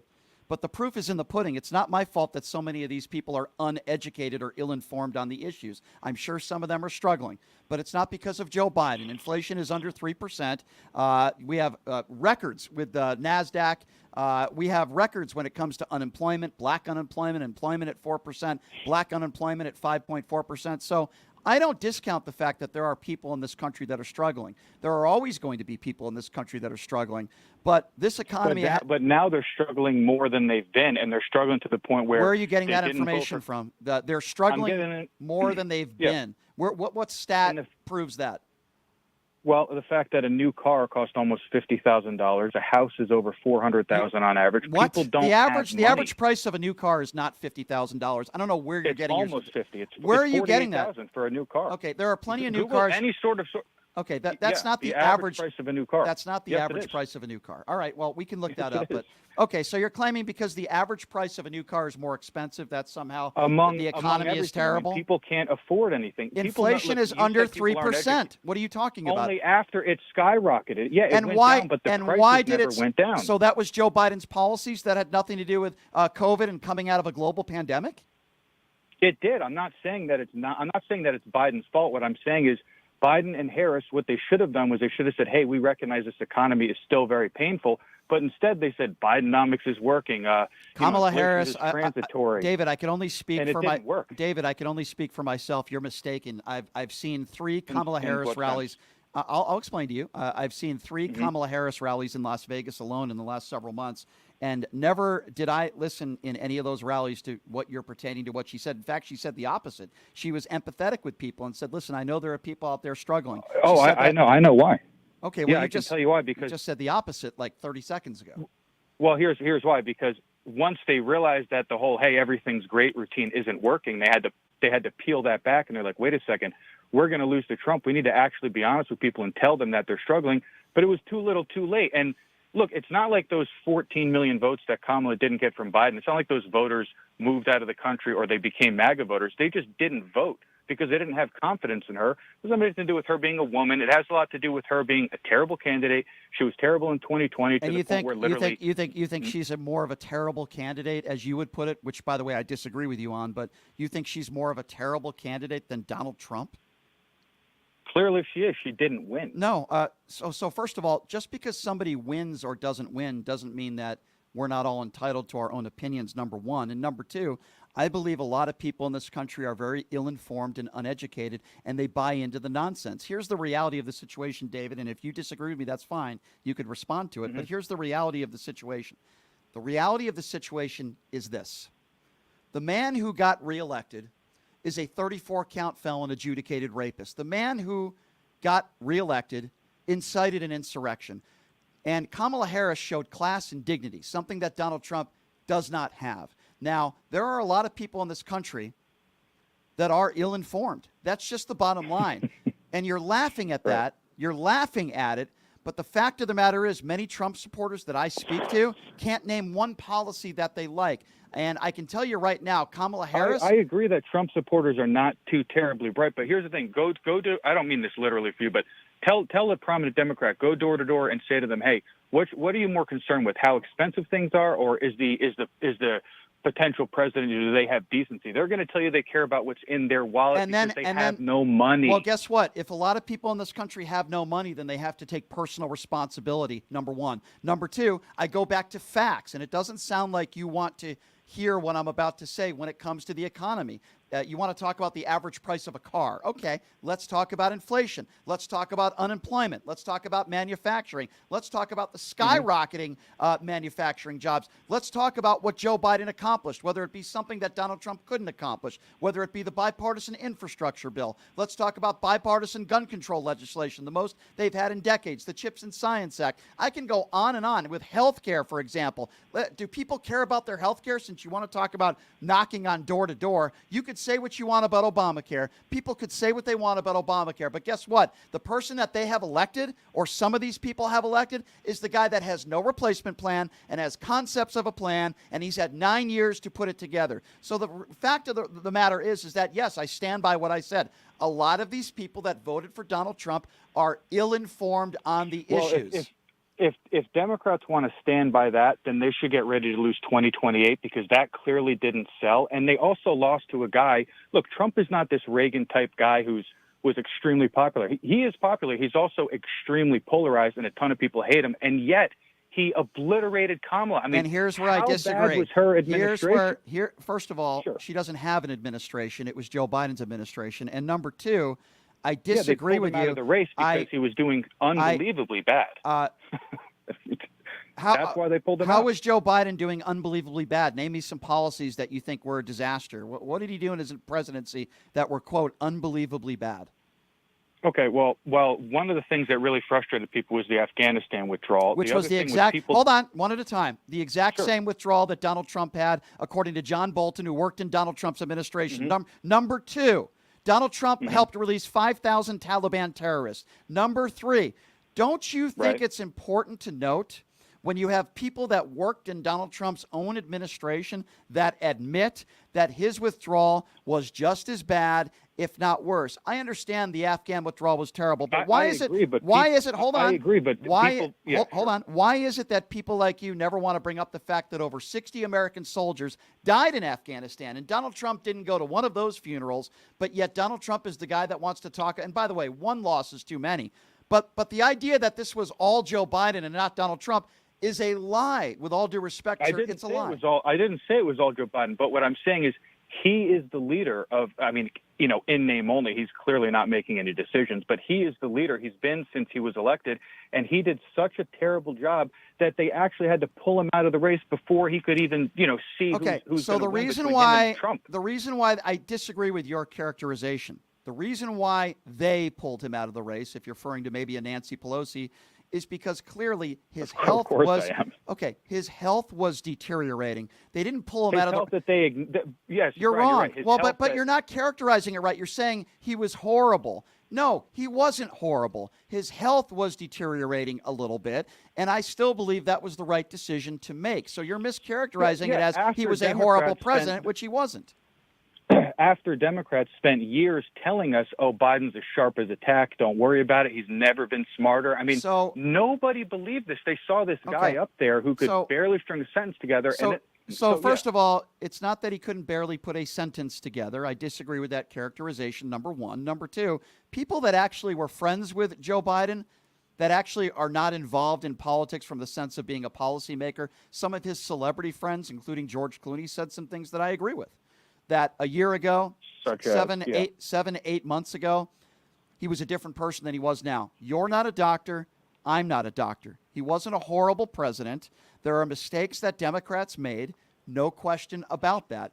But for people to if he say was a good president, he would have won and Kamala would have won. It would have been that okay, simple. when I say a But he good wasn't. president, it's different than what you assess. When I say good president, Right. it's where the country is at statistically when it comes to the economy and many other factors. You Yeah, and consider statistically, somebody people are you broke. consider somebody being you keep saying that everybody is broke and it's not true. The economy is where it is today. Inflation is under 3%. You keep making general terms and then you keep changing what you're saying during this conversation. You're wrong. You bring up the Afghan withdrawal, same withdrawal that Donald Trump had. In fact, he negotiated with the Taliban and invited them to Camp David. You say Kamala Harris was a horrible candidate. Listen, I wish she won. Mistakes were made.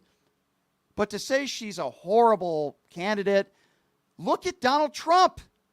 Compared to Donald Trump, she's a woman of decency and character. She wants to give a woman the right to choose. She doesn't want to give tax breaks to the top 1%. Now, this ship has sailed. There's another administration that's going to be coming in. The problem I have with you, David, is that you say specific things like Joe Biden was horrible, and then when I give you facts on why he wasn't a horrible president, then you start talking about his health like you're some sort of doctor that's given him, a personal physician that's given him an appointment. You know everything about his health as well. So I appreciate the phone call. I respectfully disagree with you. 702-221-7283 is the number to call if you want to be a part of the show. All right, let's go to Rhonda. I believe Rhonda is next up on PTL. Hey, Rhonda, what's going on? Oh, hello, Brian. Yeah, I'm calling from Indiana.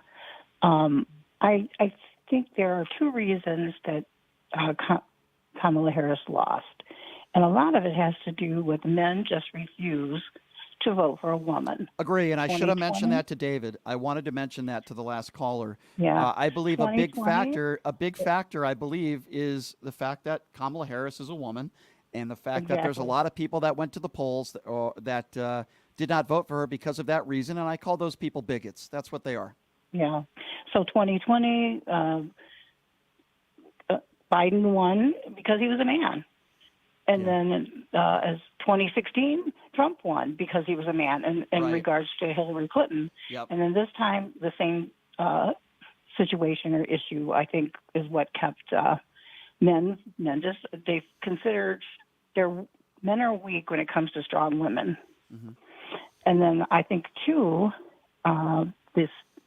you're talking about people better off 4 years ago. Well, you know what? During the COVID, people were getting stimulus checks. Right. And you don't see them bringing that up.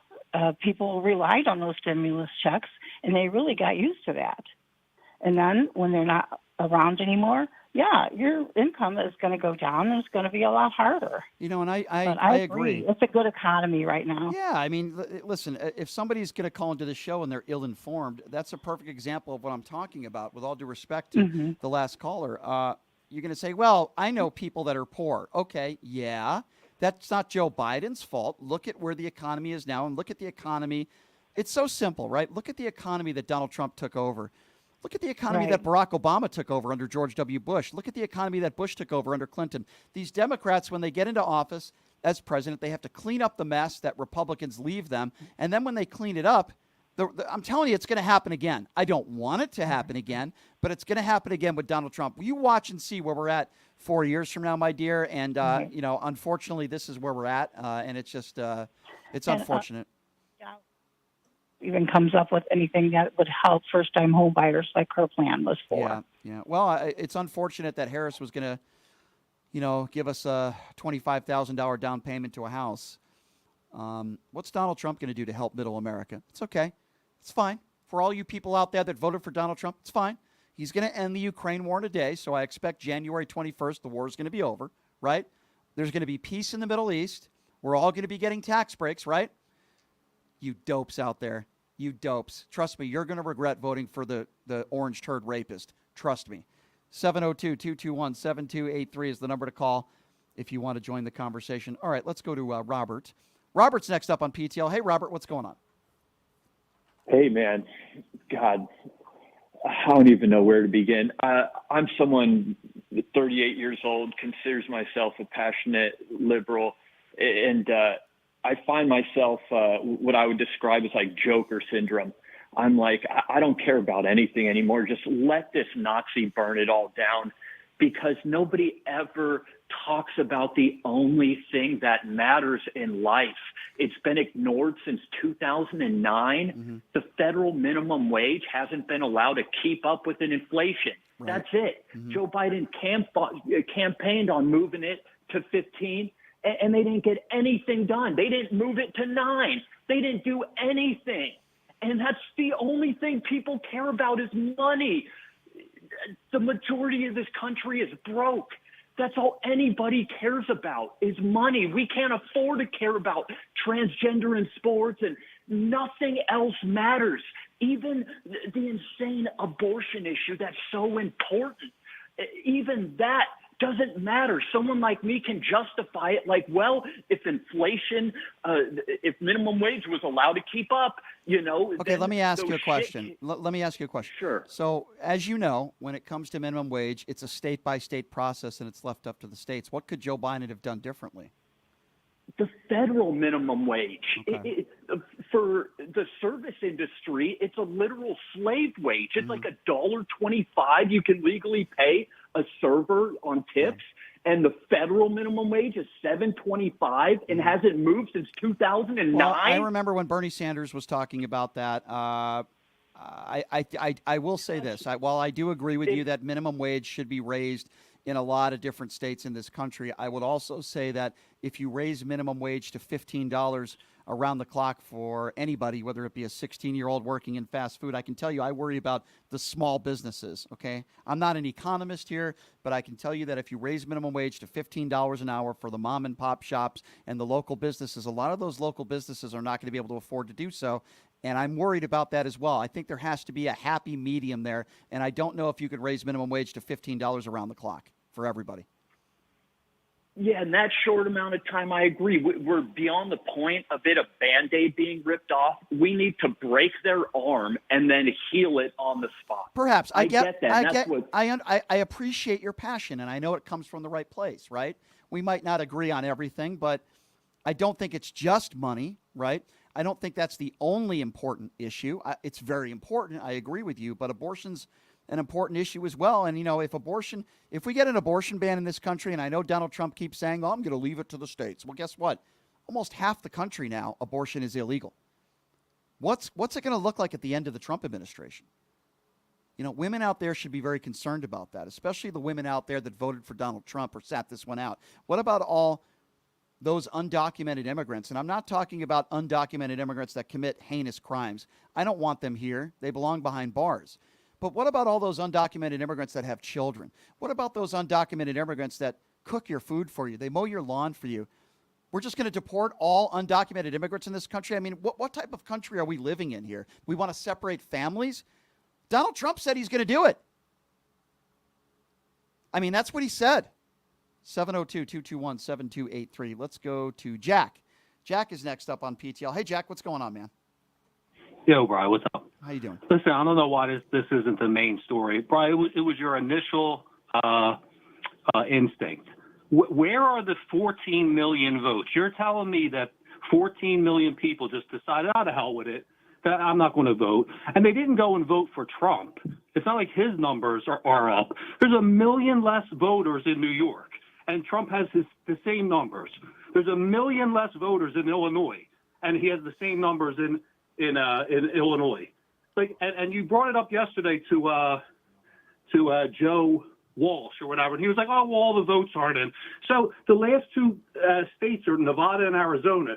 There's about a population of 4 million or 5 million voters, registered voters. I'm supposed to think that like 15 million voters Well, here's what gonna I'll come out say. of Nevada. You bring up a good point. It Brian, is. They'd be calling for. Could you picture if this happened to Trump? There's 14 million votes. Oh, they would have lost They'd their be calling mind. for There would have been another I'm insurrection. calling right now. I'm Yeah. calling for. Are you kidding me? Yeah. Like they should be calling for investigations right now. Well, I do Are you find kidding? it. He came out the night before when in 2020 saying we looked like we were going to win, and in fact we did win. Like. You try doing this to the Republicans, there'll be 20 fucking investigations going on. Yeah, well, listen, I'll say this, which is I do find it strange that we're led to believe that 25 million people registered to vote in this presidential election, and yet we have a couple million less votes for Trump, 16, 17 million less votes for Harris. That is very strange. While I accept the results, and there's not going to be a left-wing insurrection, I do think it is fair to ask questions. Donald Trump didn't ask questions in 2020. He lied. He said the Democrats cheated, and he said he won in a landslide. He lied. I'm not saying that. I'm not saying Kamala won in a landslide. I'm not saying that there was cheating. I'm just asking questions. Where did those 20 million votes go? Am I supposed to be led to believe that like 15 to 20 million Democrats decided to sit this election out? I do not believe that. So my question is, where did the votes go? And I think that's a very fair question to ask. 702-221-7283. Al Luis is next on PTL. Hello, Al Luis. Yeah, Danny, this is here. You guys go back and forth. I will say I was witness as Your phone is very, very muffled. So if you can get closer to the phone so we can hear you, that'd be great. Yeah, can you hear me well? That's a little bit better. Go right ahead, sir. Yeah, I will say, I was just going to highlight that we have an issue among us independent Democrats. I would say open mind in the political circle, because we really like to criticize one another among us, but the other side, they barely do that. And they know how to carry the message. Mm-hmm. And they keep it consistent. Well, I do believe that there is one side of the aisle, for the most part, that is more honest with the American people, and I do think the other side peddles in conspiracy theories and lies and hatred and bigotry, and I think it's going to be proven with their policies as soon as Donald Trump gets back into office. Alois, call back when we get a better phone line. It was a little bit difficult to hear you, but I do appreciate your call, and I understand what you were saying, and I agree with you. All right, 702-221-7283. Virgil's next. Hey, Virgil, what's going on, man? Virgil, are you there? All right, I think we lost Virgil. Virgil, try calling back, 702-221-7283. Let's go to Jeff. Jeff is next up on PTL. Hey, Jeff, what's going on? Hey, Brian. Listen, normally you and I are on the same team, on the same page, and I really don't want to get under your skin today and make your blood pressure boil even more. But how about those Warriors last night against the Celtics? Well, you know, I will say this. I'm glad you brought up sports for a moment, Jeff, if I may, because I'm going to a college basketball tournament tomorrow, and a good friend of mine, Andrew, who's a great guy, and he's pretty pissed off as I am at the results of this election. And he's like, man, you know, we need to watch some sports and enjoy life a little bit because this is tough. And that's the beauty of things, right? We still need to live our lives. We still need to do things that we enjoy, whether you're a Golden State Warriors fan or a Celtics fan. The NBA is fun to watch, and you know, we got college football in full swing, and the NHL season in full swing. And, you know, of course, the Raiders suck. They're terrible. They're an embarrassment of a franchise. Which is always fun. No, they're terrible. Yeah, they're just awful. But so I don't want to talk Raiders. But, yeah, your Golden State Warriors. I love Steph Curry. And this is they look pretty good right now. They do. I like the way they're playing. You know, I went to, before we talk about some serious issues, last night I went to a place called The Sphere in Las Vegas, and I saw U2 perform, but it wasn't a live performance. They put up a concert performance up there on the screen, and I can't even begin to tell you how mesmerized I was and how it felt like we were actually there. I mean, it was wow. pretty cool, and it's important mentally speaking. I'm not a doctor, but we need to do the things that we enjoy in life. Listen, I'm not a gun guy, but if you enjoy going to a gun range and if that's your thing, then go ahead and do it. If you like going horseback riding, then go ahead and do that. The point being, do the things that you enjoy. If you're unhappy with the results of this election, we're not going to storm the Capitol. We're not going to commit crimes. We're not going to threaten people. We're going to try to find the things that we enjoy to do in life. And for me, it's, going to games, going out with maybe a pretty girl, having a good time, just living your life and spending time with family. And anyway, I know I went on a little bit of tangent there, Jeff, but I think that's important for people to hear. I think it's very important, Brian, and congratulations on the Celtics winning the championship. and the Warriors still own that ass.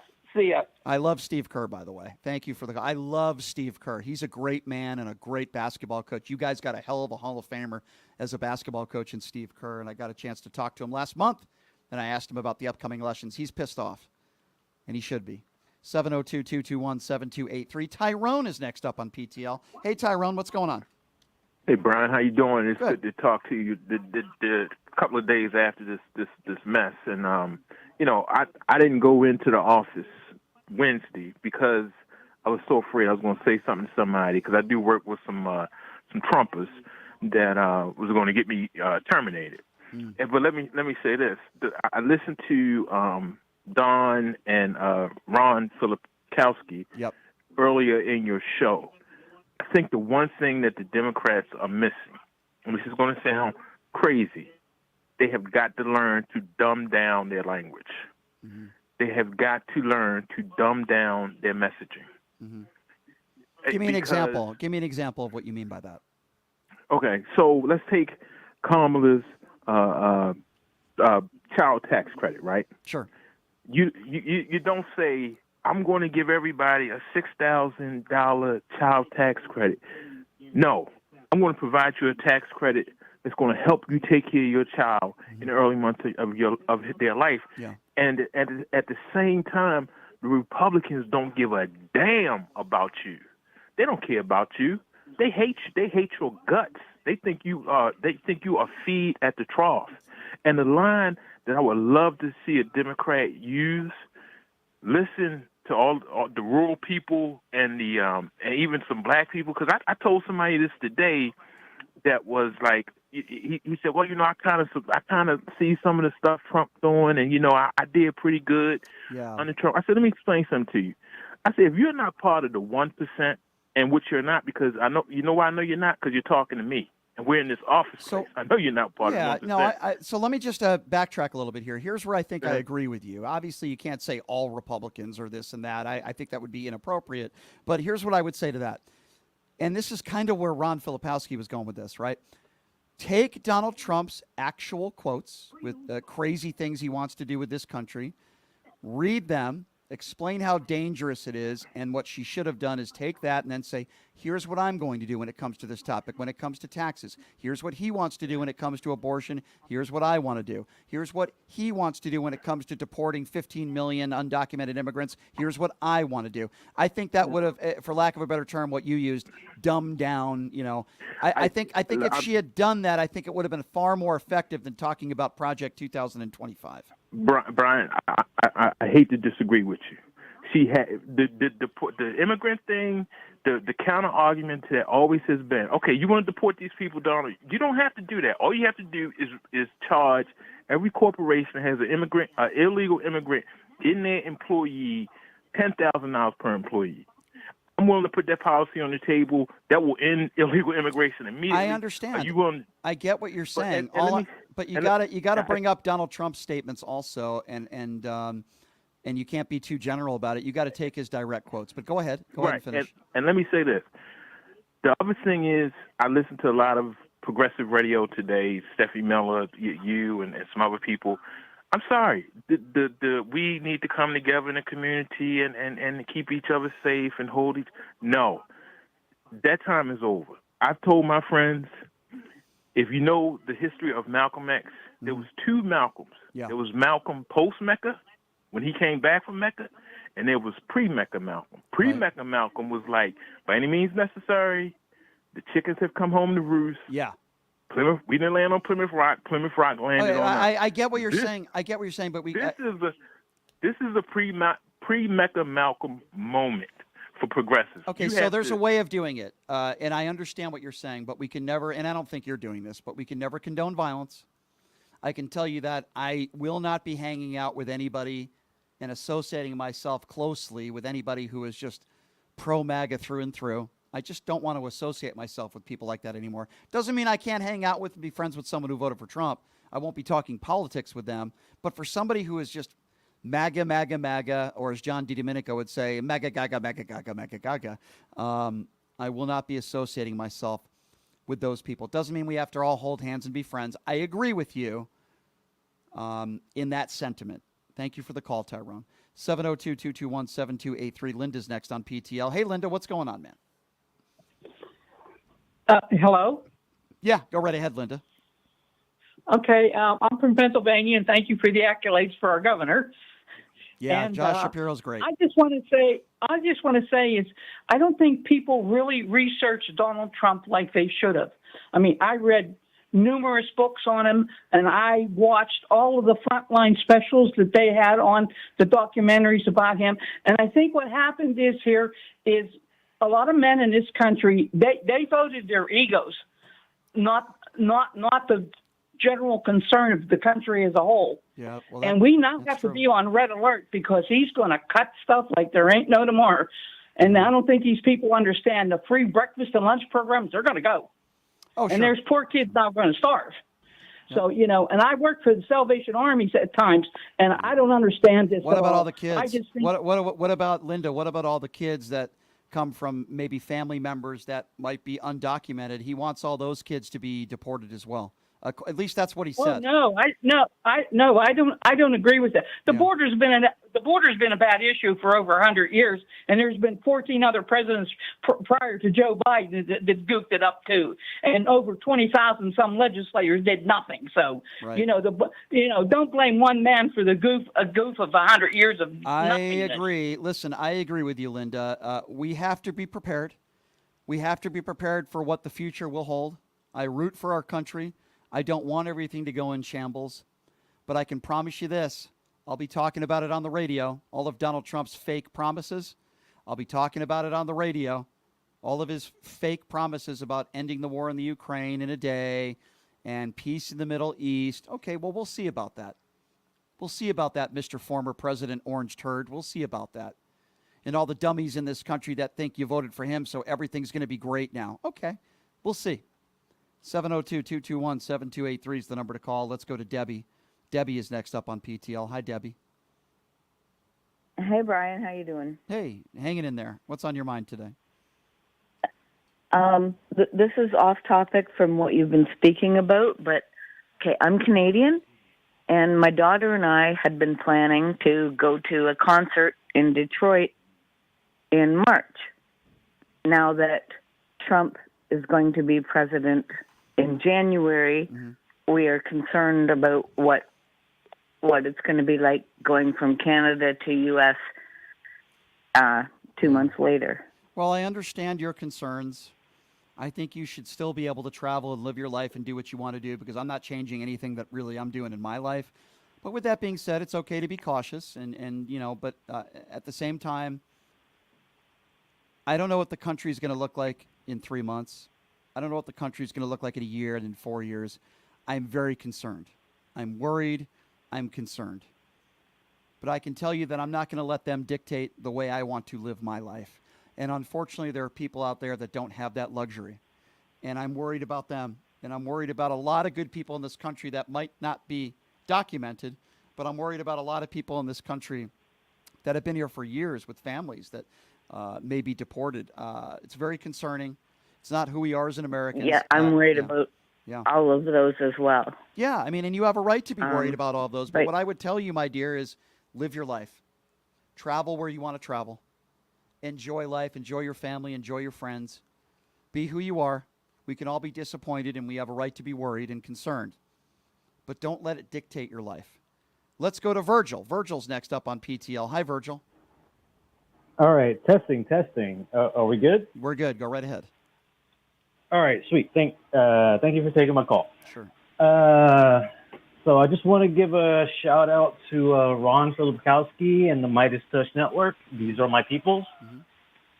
Love them. I had some talking points, but I already forgot what they were. I want to just shoot the stuff. It's like I'm trying to not be too crass. I can give you some talking points if you'd like them.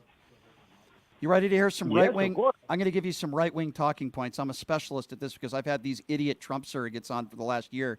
Transgenders are ruining our society. Kids are getting dropped off at school and they're changing genders. Don't take the COVID shot. Let's see. What are some other ones out there? George Soros is a pedophile. These left-wing crazies are all pedophiles. They're all cheaters. They're all liars. Listen, it can go on. And Elon Musk is some sort of hero, and Donald Trump is going to save us all from the liberal Democrat agenda. Those are some of the right-wing talking points that I've heard that I will probably continue to hear as excuses when Donald Trump fails, which I'm sure he will. There's some talking points for you.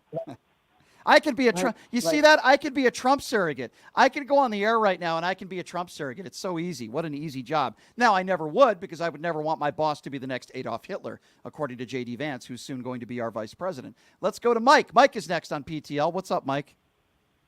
How you doing, Brian? I had a couple questions. I was one of the guys that was on the fence, didn't know which way to go. Ended up going Trump way. It was not real. I'm not a really big politic guy. I didn't understand why Kamala was chosen. I didn't see a primary, so I was going to ask for your knowledge on that because I don't really understand too much of that. But I'll tell you before we get to that, I went his way when a lot of the Diddy Party stuff came out, and a lot of stuff I'm not really too informed about. May I ask you a question though about that, Mike? What is? Yeah, like I said, I'm not informed about I it understand. too well. I'm gonna put, That's okay. That's okay. I'm glad you called in. I want to ask you, what does the Diddy stuff have to do with your vote for Kamala Harris? I noticed a lot of people that she had it in her celebrity role, which I didn't think was the greatest way to. I haven't seen. I've seen pictures with Donald. campaign. I've seen pictures with Donald Trump and Puff Daddy. I Right. haven't I've seen seen any that too. pictures with Kamala Harris and Puff Daddy. I've seen pictures. No, not. But with a lot of her supporters, though, I saw a lot of that. So that swayed me a little bit. Okay, but hold on a second. Hold on a second. I want to dissect. This is important. If you want to talk about people and who they associate themselves with, does it bother you that, according to Jeffrey Epstein, Donald Trump was one of his best friends? Does it bother you that so many members of his administration have gone to jail? I mean, if we're really going to talk about the people that Kamala Harris, her friends hung out with, which I'm not sure, but just explain that to. I don't understand. Help me understand, my friend. You sound like a nice guy. Help me understand that. I didn't really understand it either. I know a lot of it came out, and it was the media or the press or push. Nothing to like I do said, with I am Kamala definitely- Harris. Puff Daddy has nothing to Right. do with Kamala Harris. It's important Right. to note No, that. not, Yeah. I know she doesn't, but a lot of her celebrity row or people that supported, like all those people that were talking about. I'm very ill informed about it though. I'm not really too big on it. I live my life as best I can. I don't really get too involved in politics. I appreciate your honesty. I just wish I could have cleared that up for you before you decided to vote for Donald Trump. That's all. Right, but what I do want to get informed on is why I'm asking for knowledge here is why did she get chosen? They did not have a Sure. Let me answer primary that. or anything. And by the way, I want to continue this conversation with you. The only reason why I got to end it abruptly here is because I'm running out of time. The show's over, and I would love for you to call back tomorrow, and I will give you more time. But to answer your question, sir, in regards to what you just stated, they waited too late. It's a fair criticism for the Democrat Party. They waited too late. Joe Biden should have bowed out early. In retrospect, there should have been a primary. And that is a very fair question that you asked me, sir. I don't think the Puff Daddy stuff was very logical, but with all due respect. But you raise a very important point that probably cost the Democrats the presidential election, which is they waited too late to put Kamala Harris out there, 3.5 months out. She didn't have enough time to campaign. It was a mistake. And it's very fair and logical for you to bring that up, my friend. And I hope you can call me back when we have a little bit more time. And I appreciate the fact that there are people like you out there that are open and honest and say, listen, I'm not as informed as others when it comes to these issues. And that's okay. That's okay. I appreciate you calling in and being honest with me, and I hope you can call back again. Thank you. All right, quickly, before I go, check out the new website, pushingthelimits.live. Again, it's pushingthelimits.live. We sell stuff on there, shirts, hats. It's an independently run show, so we appreciate your support. And there's a donate button right there at the front of the page. Again, that is pushingthelimits.live.